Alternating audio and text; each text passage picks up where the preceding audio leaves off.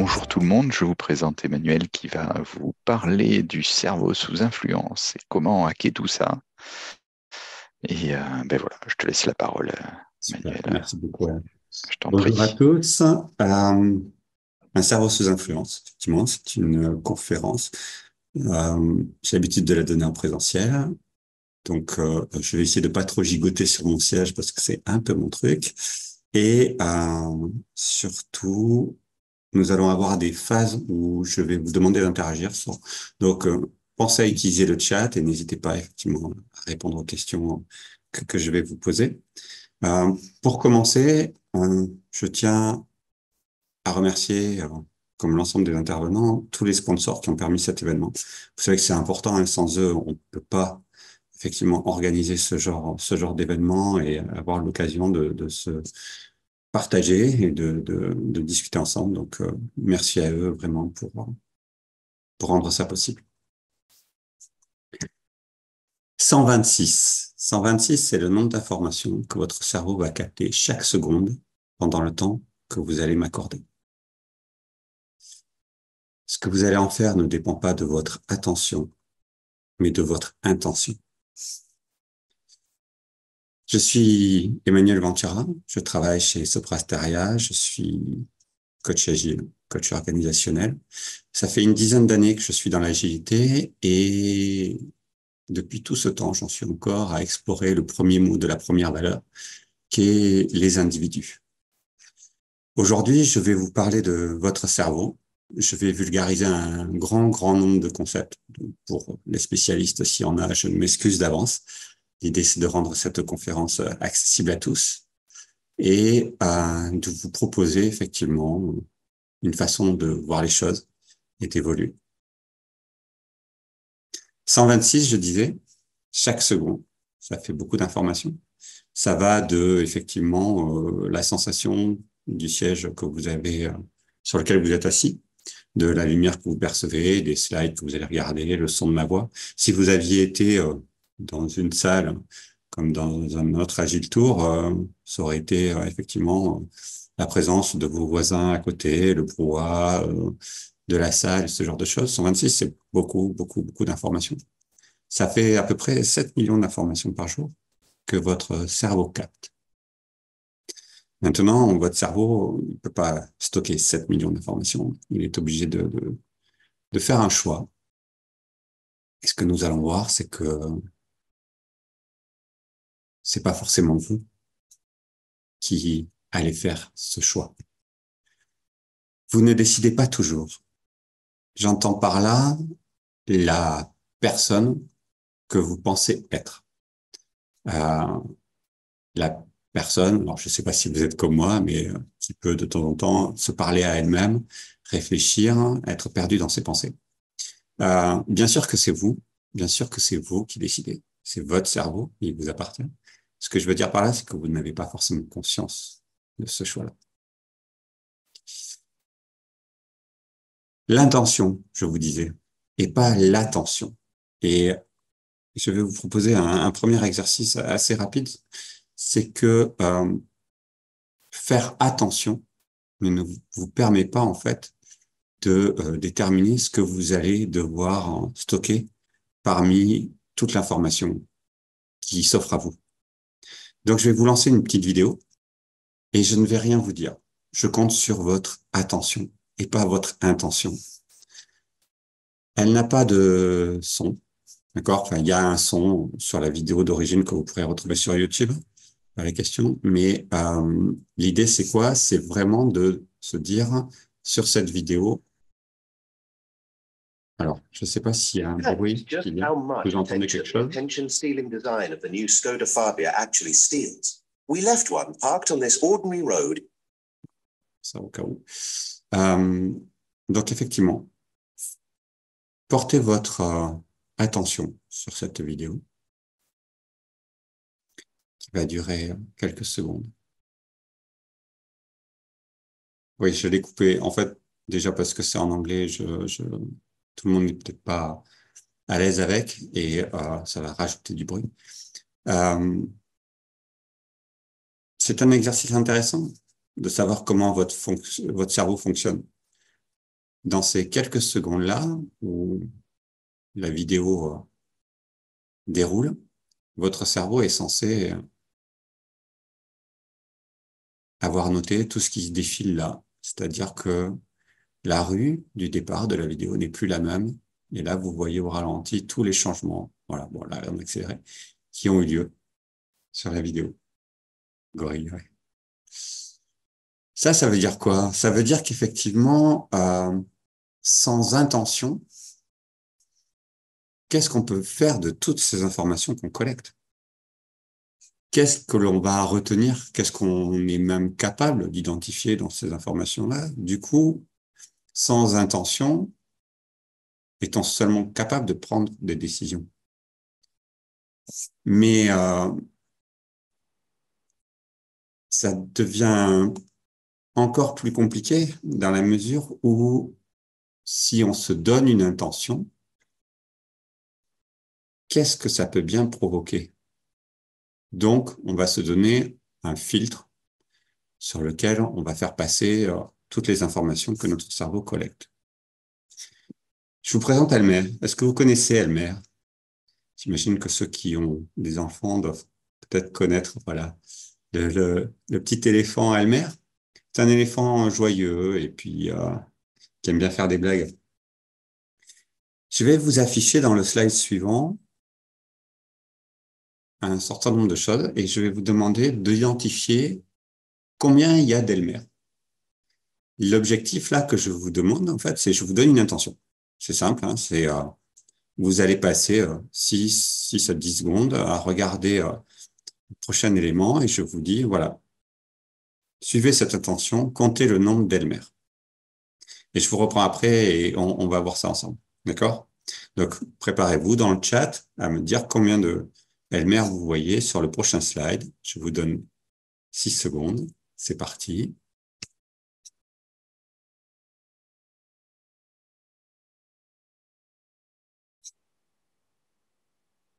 Allez, je vous ai donné quelques secondes de plus. Êtes-vous capable de me dire combien vous avez vu d'Elmer? Il y a une forte majorité à 9, visiblement.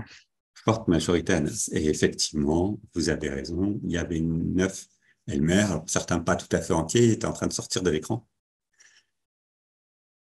Ce sur quoi j'aimerais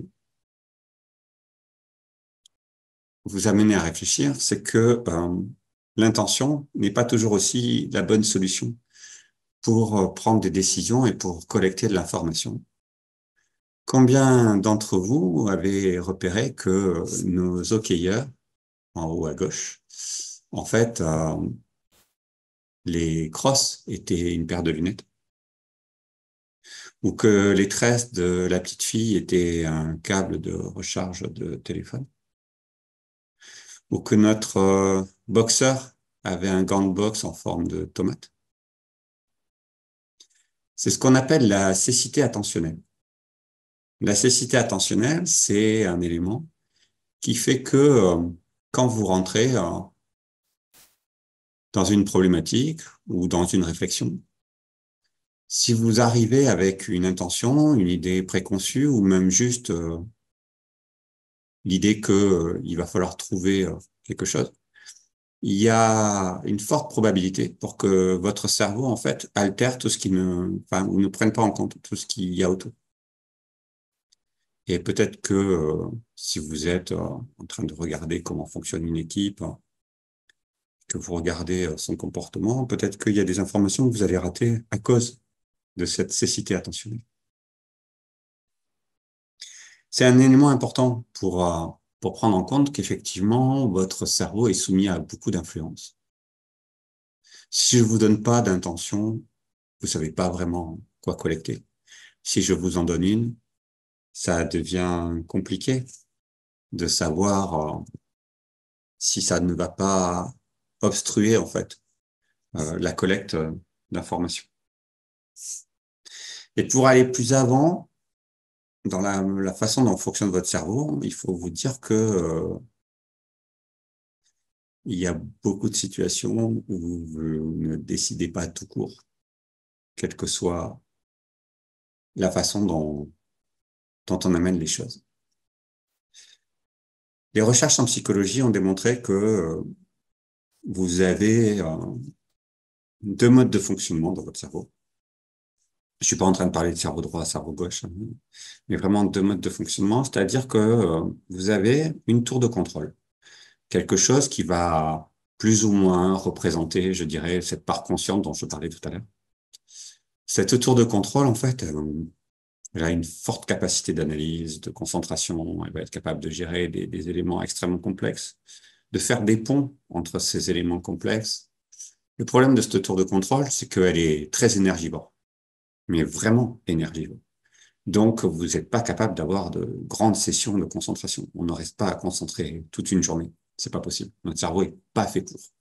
Euh, Globalement, notre cerveau est un organisme qui est un peu feignant. Donc, la tour de contrôle, qui est énergivore, va s'activer quand on va le souhaiter, hein, quand on se penche sur des sujets complexes, ou de temps en temps pour réguler la partie qui se trouve sur la gauche, c'est-à-dire le pilote automatique, ce qui est la plupart du temps notre mode de fonctionnement. La tour de contrôle, du coup, il faut voir effectivement qu'elle s'appuie sur le niveau d'énergie, ce qui fait que généralement, c'est ce qui va dépendre de votre capacité de prendre des bonnes décisions à l'aide de cette partie de votre cerveau. Excusez-moi. Euh, du coup, par exemple, si en fin de journée, vous devez avoir une réunion critique sur un problème, dites-vous que c'est le pire moment pour la faire. C'est là où vous avez plus d'énergie. Et pour ceux qui sont gourmands, dites-vous que c'est une bonne occasion pour poser un sac de M&M's sur la table ou ce genre de sucrerie, puisque votre cerveau, en fait, il carbure au sucre, clairement. Donc, si vous avez besoin de redonner un coup de fouet à votre cerveau et de lui redonner de l'énergie pour prendre des décisions, n'hésitez pas à manger du sucre. Ça, c'est la partie consciente, c'est la partie que vous allez pouvoir effectivement maîtriser, piloter. Et puis, il y a une partie qui, elle, n'est pas énergivore, ce qui fait qu'elle est beaucoup plus présente. C'est votre pilote automatique.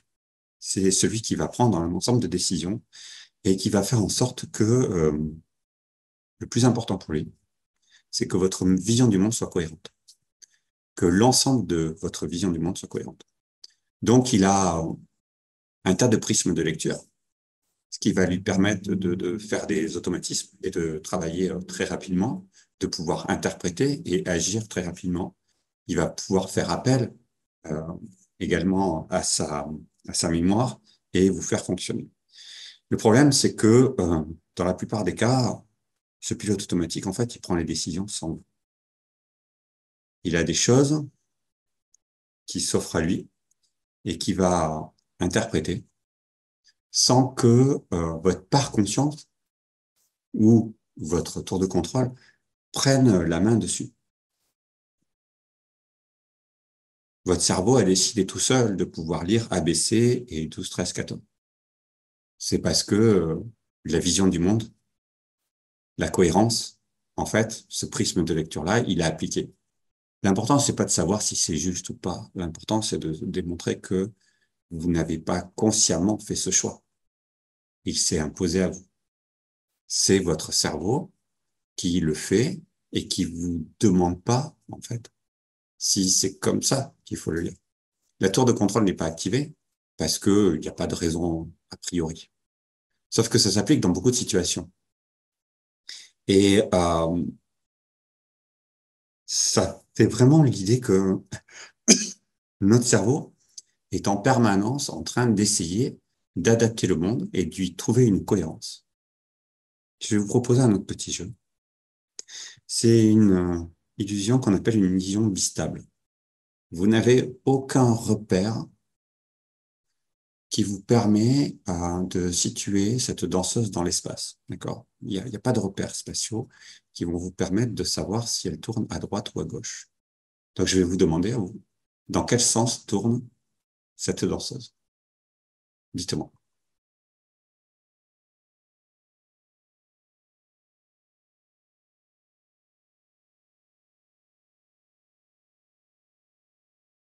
Ah, il y a beaucoup de droite, hein.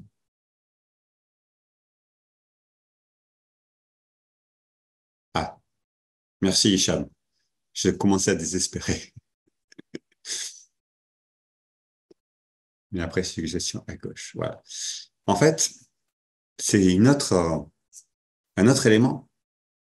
C'est une autre façon de voir les choses, mais en fait, c'est ça, c'est que là, votre cerveau va décider tout seul dans quel sens tourne la danseuse. Parce que elle tourne sans repère, bah, en fait, il va décider seul de je la fais tourner vers la droite ou je la fais tourner vers la gauche. Euh, vous pourrez trouver, hein, vous tapez illusion bistacle sur Internet, vous retrouverez ce genre d'animation. Et quand vous aurez le temps, vous pouvez vous amuser, en fait, à forcer votre cerveau à la voir tourner dans l'autre sens. C'est-à-dire qu'en fait, il n'y a pas de règle absolue. Une fois que vous avez pris la décision, c'est pas immuable. C'est-à-dire que c'est vraiment un concept qui montre que, un, votre cerveau décide tout seul et vous propose quelque chose, que vous pouvez croire. Alors là, c'est une illusion facile, mais vous pouvez croire que c'est la réalité alors que ça l'est pas forcément. Et d'ailleurs, si vous voulez, je peux le faire apparaître, en fait, votre, votre pilote automatique. Je peux le faire s'exprimer. Je vais vous proposer un autre jeu. Je vais vous poser une question et je vais vous demander de répondre le plus vite possible dans le chat. Vous préparez-vous, vos petites mains sur le clavier. Ma question, c'est la suivante. Combien d'animaux de chaque espèce Moïse a-t-il embarqué sur son arche? Je vous écoute. Ouais, ok. Voilà. Généralement, je fais ça dans un auditorium, hein. Les gens répondent. Et c'est un piège. C'est un piège pour que votre pilote automatique réponde.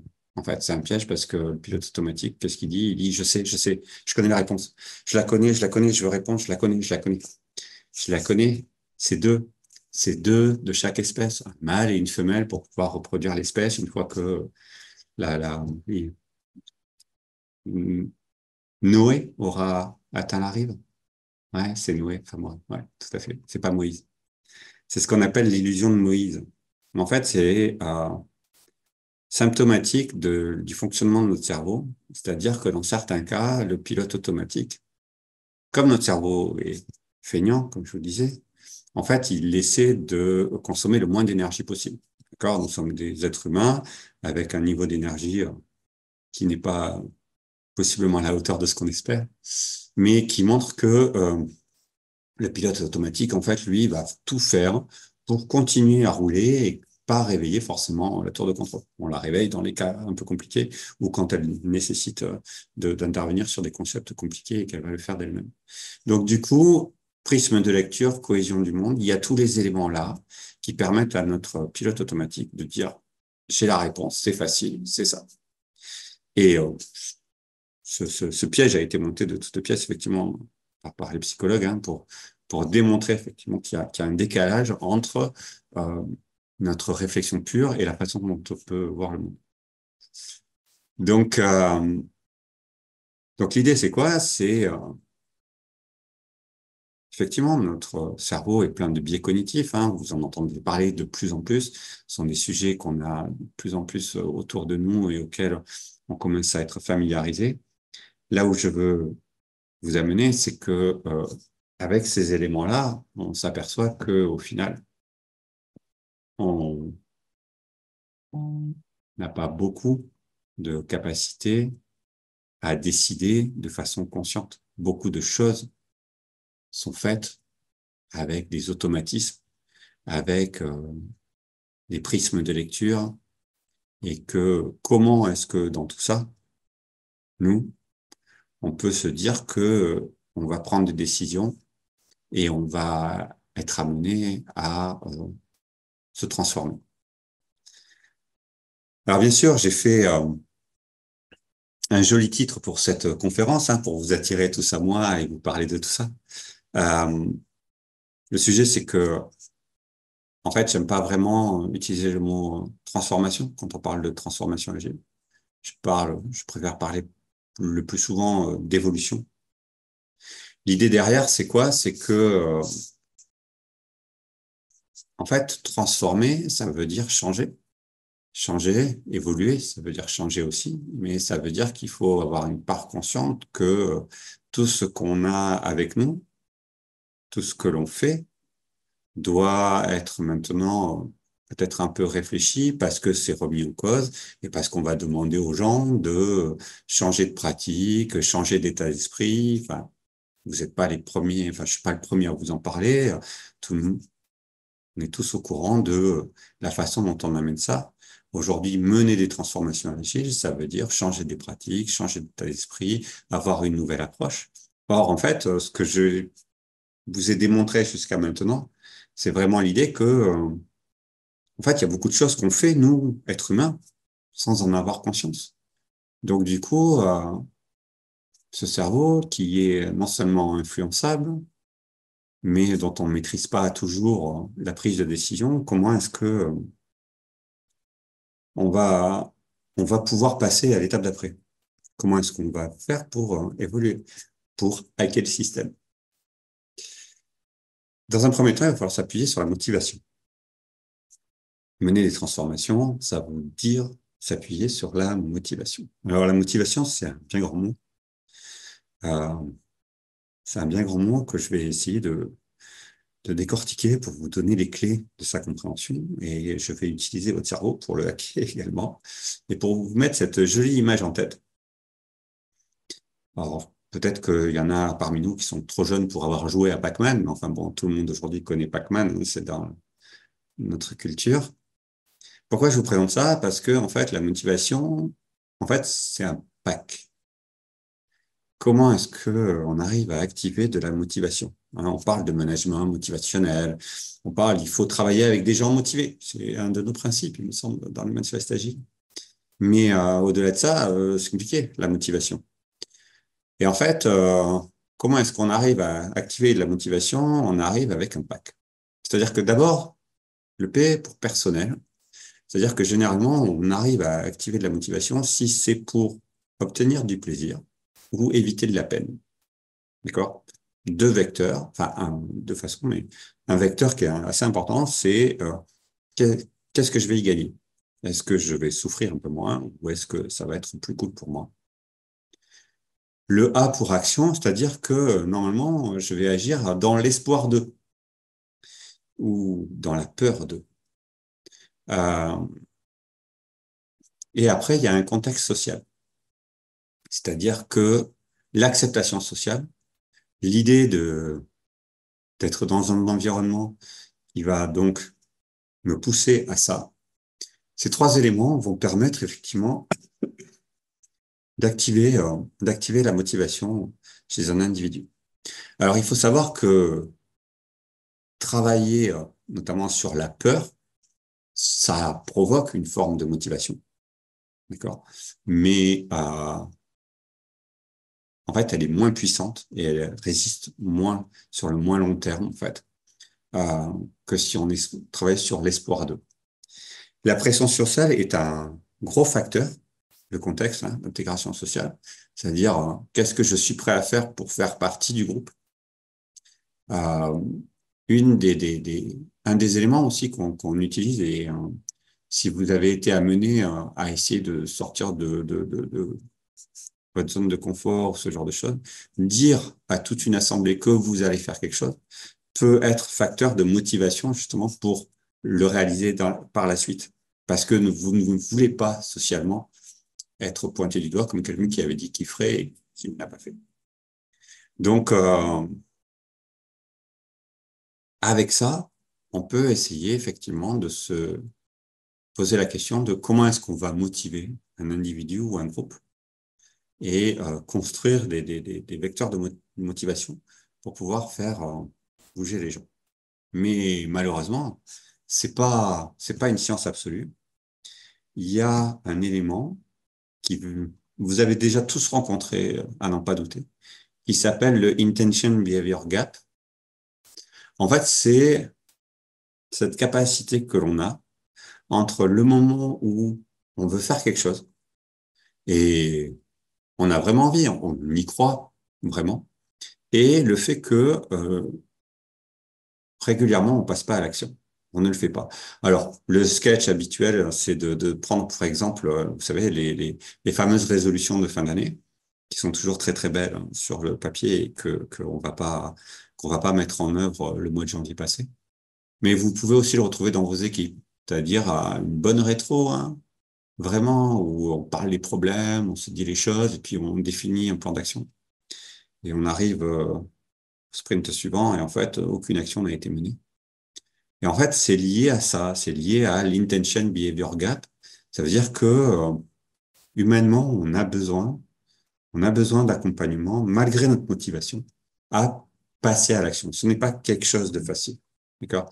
Ce, ce, ce changement qu'on nous demande, cette évolution, cette transformation qu'on nous sollicite aujourd'hui partout dans nos métiers. Et je vous dis ça en étant parfaitement conscient qu'en tant que coach agile, je préconise ces évolutions et ces changements. Mais il faut avoir conscience effectivement que la nature humaine est ainsi faite, que c'est compliqué et qu'il y a besoin de prendre le temps et d'avancer là-dessus. Parce qu'on n'est pas fait pour mener ces transformations. Du coup, vous allez me dire, bon, ben, c'est bien joli, on a un cerveau, on décide pas, on est en train de dire que, ok, il faut de la motivation, mais même ça, c'est compliqué. Alors, du coup, comment est-ce qu'on fait? Comment est-ce qu'on fait pour de vrai, pour se transformer, pour évoluer? Comment est-ce qu'on fait pour changer, en fait, avec, avec notre cerveau, avec nous, en tant qu'humains? Le, la solution magique, en fait, ce sont les habitudes. Nous sommes des individus pleins d'habitudes. Vous vous déplacez, je suis à peu près sûr, chez vous, facilement, sans allumer, enfin, dans le noir. Si vous devez allumer la lumière, je suis sûr que votre main se positionne quasiment automatiquement sur l'interrupteur. Et ces habitudes-là, en fait, hein, c'est des automatismes que que met en place votre cerveau pour ne plus réfléchir et pour se libérer pour d'autres tâches. Les habitudes, c'est une façon d'hacker et d'automatiser un certain nombre de choses et de le mettre dans votre cerveau pour qu'il n'ait plus besoin d'appeler la tour de contrôle. Et ça va être votre pilote automatique qui va les activer. Donc, si on est capable de mettre un certain nombre de choses dans les habitudes, alors bien sûr, évidemment, vous m'aurez compris, hein, euh, on va pas mettre des choses sur lesquelles on a besoin d'une grosse réflexion. Euh, mais peut-être qu'on peut mettre en place des habitudes pour déclencher les grosses réflexions. Donc, une habitude, voici une petite formule magique pour définir une habitude. C'est MAD. En fait, si on veut déclencher un comportement, il faut qu'on ait la motivation nécessaire. Et c'est pour ça que je vous parlais de la motivation et de PAC tout à l'heure. L'aptitude à le faire est un déclencheur. C'est comme ça que vous allez construire une habitude, ou c'est comme ça que vous allez déconstruire une habitude. Petite habitude que les fumeurs peuvent avoir, par exemple, c'est fin de repas, le café expresso arrive sur la table et je vais allumer une cigarette. D'accord? Donc, le déclencheur, il est facile, hein, c'est fin de repas, café. J'ai l'aptitude, ça veut dire que j'ai le moyen de prendre ma cigarette et de l'allumer. Le seul moyen de ne pas l'avoir, c'est d'être enfermé dans un restaurant, enfin, dans un restaurant qui est non fumeur. Enfin, il faudrait que je sorte ou de pas avoir de cigarette. Tant que j'ai l'aptitude de faire, je vais pouvoir déclencher mon comportement et effectivement la motivation de ma cigarette. Et donc, la plupart des fumeurs vous diront qu'une façon qu'ils ont eu de casser cette habitude-là a été de casser le déclencheur, c'est-à-dire qu'ils ne prennent plus de café en fin de repas. C'est une façon d'arrêter le déclencheur et donc de casser cette habitude-là. Donc, vous pouvez soit casser les habitudes, soit les hacker, c'est-à-dire y mettre une autre motivation ou un autre comportement sur le même dispositif. Mais l'idée, effectivement, c'est que ce mix motivation, aptitude et déclencheur est quelque chose qui va ancrer chez vous des automatismes forts. Et je vais continuer sur cette analogie, hein, il peut arriver à des fumeurs qui ont arrêté depuis des années, tout d'un coup avoir une envie parce que il y a un déclencheur qui n'a pas été déclenché depuis longtemps, qui va s'activer et qui va faire en sorte que, tac, à ce moment-là, même des années après, le comportement, l'habitude est encore en place. Alors, ça veut dire quoi? Ben, ça veut dire que vous pouvez en créer, en fait. Si vous vous attachez à comprendre ce modèle-là, ça veut dire que vous pouvez créer des habitudes et vous en avez déjà créé. Vous avez déjà essayé de créer des habitudes. Créer des habitudes, par exemple, le délit. Le délit est une habitude que vous avez essayé, tout au moins, d'implémenter dans les équipes. Et pour certains d'entre vous, sûrement réussi à mettre ça sous forme d'habitude, c'est-à-dire ne plus se poser la question et savoir que voilà, c'est l'heure, on se lève, on va au délit. On n'a pas besoin de réfléchir outre mesure, on est tous d'accord. Alors, ça peut être quand le dernier passe la porte, ça peut être parce que c'est une fixe, ça peut être parce qu'il y a une alarme. Peu importe votre déclencheur, en fait. Mais vous pouvez le mettre en place. Et, euh, et en fait, vous pouvez essayer dans vos transformations, de voir qu'est-ce qui peut se mettre dans un automatisme pour déclencher des habitudes.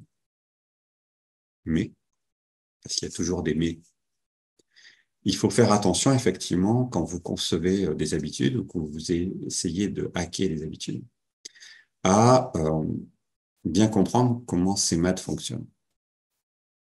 L'aptitude et la motivation sont deux éléments qui sont assez importants. Sur le graphique que j'essaie de vous montrer, c'est que si vous avez quelqu'un avec une motivation très très forte, mais dont vous ne permettez pas la mise en action, vous allez créer beaucoup de frustration. Typiquement, je vais vous prendre un exemple pour revenir à nouveau sur le délit.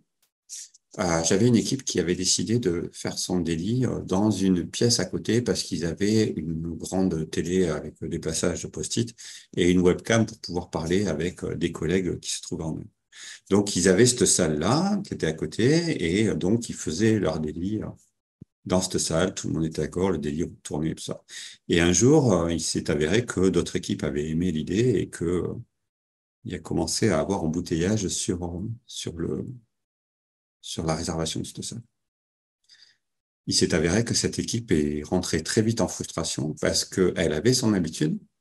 Donc, son déclencheur était là, tout était là, sauf qu'au moment où elle arrivait dans la salle pour pouvoir faire son délit, la salle n'était pas disponible. Donc, l'aptitude A était bloquée et donc la frustration naissait. D'accord. De la même façon, de l'autre côté de la courbe, ce que ça vous dit, c'est que, OK, si vous n'arrivez pas à créer de la motivation sur l'habitude, donc, il va falloir le faire, mais ça me saoule. Le délit reste un bon exemple, hein, parce que je connais beaucoup d'équipes où le délit, ça saoule. En fait, vous allez créer de l'ennui. C'est-à-dire que pas motivé, OK, on a un déclencheur, OK, on va faire le comportement, mais en fait, franchement, et c'est là où vous allez rencontrer beaucoup de freins, c'est-à-dire que cet ennui, j'ai l'habitude de le faire, je sais le comportement que je dois faire, et franchement, il n'y a pas la motivation. Donc, CEMAD, qui a été théorisé et mis en musique par un docteur en psychologie américain qui s'appelle Fogg, que vous retrouverez dans un livre qui s'appelle Tiny Habits, que je vous conseille de lire, qui est excellent. Donc, mettre en place des habitudes. Mais mettre en place des habitudes, c'est long. Parce que ça nécessite du temps. On peut pas mener des transformations agiles au tambour battant. Ce sera réglé en 6 mois. Si vous voulez changer fondamentalement les gens, vous allez leur demander de changer de comportement, de façon de penser. Vous allez possiblement mettre des habitudes, mais nous sommes ainsi faits qu'il nous faut du temps. Je vous proposerai de faire un simple jeu. Rentrez chez vous, vous avez sûrement une habitude quand vous rentrez chez vous. Moi, par exemple, j'accroche mes clés à une patère qui se trouve à droite de ma porte d'entrée.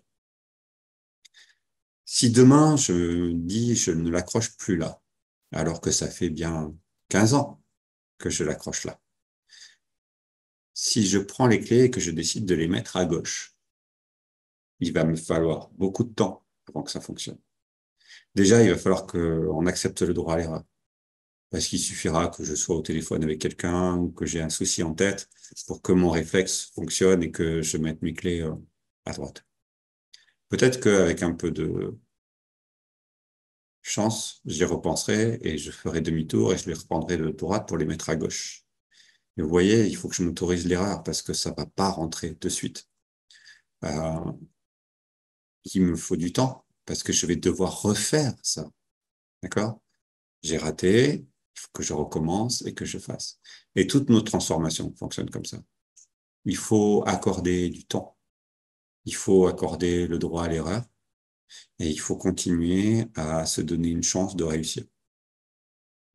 Nous sommes ainsi faits. Nous sommes pas faits pour être transformés. Nous évoluons. Nous évoluons lentement. Mais si vous voulez aider les gens à évoluer et se transformer et être plus agiles, il va falloir les autoriser à commettre des erreurs et prendre le temps de le devenir. Je vous remercie. J'espère que cette session vous aura plu. Je vous propose d'aller plus loin si ça vous intéresse. Il y a d'abord le psychologue Daniel Kahneman qui a écrit un livre, Les deux vitesses de la pensée, où vous retrouverez largement plus détaillé ce que je vous expliquais sur votre pilote automatique et votre tour de contrôle. Donc, il nomme, lui, système 1 et système 2. Daniel Pink, qui vous parle de motivation. Et Charles Duhigg, qui vous parle d'habitude. Et comme toute conférence, si vous pouvez prendre le temps de me donner un feedback, je serais ravi d'avoir vos retours là-dessus. Et on peut rentrer en session de questions-réponses, si vous en avez. Ne doit-on pas faire confiance au cerveau? Alors, au cerveau, sûrement. Je suis pas en train de dire qu'il faut absolument hacker le système. C'est mieux.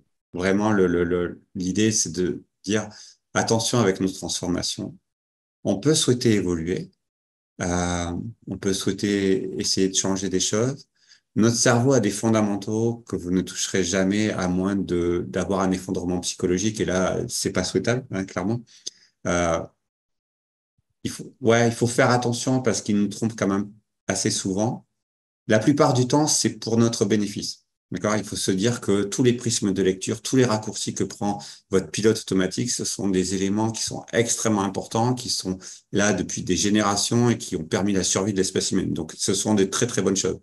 Sauf que aujourd'hui, on a suffisamment d'études, de recul. On parle de neurosciences aujourd'hui pour mieux comprendre comment ils fonctionnent. Et donc, du coup, on voit que quelquefois, il y a des travers. Donc, est-ce qu'on essaie de les corriger? Est-ce qu'on peut les corriger? C'est très bien. Mais de façon globale, vous fonctionnez très bien, hein. Je suis pas en train de dire autre chose, hein. Alors, d'enclencher une habitude au bout de 3 semaines, paraît-il, il y a de l'espoir. Alors, je suis désolé, je vais briser l'espoir. Les fameux 21 jours. Euh, En fait, les fameux 21 jours pour poser une habitude, c'est un livre qu'a écrit un chirurgien esthétique à l'époque où il expliquait que en moyenne, sachant qu'il n'y avait pas d'études réelles, mais que en moyenne, les personnes chez qui il menait les opérations de chirurgie esthétique finissaient par accepter leur nouveau visage au bout de 21 jours. C'est pas une réalité. C'est comme l'histoire du cerveau droit, cerveau gauche. C'est pas une réalité. Donc, non, désolé. Il y a des habitudes que vous allez ancrer très, très vite et d'autres qui mettront beaucoup de temps. Euh, il n'y a pas de règle absolue. Ça va dépendre à quel point vous touchez quelque chose qui est chez vous important chez vous.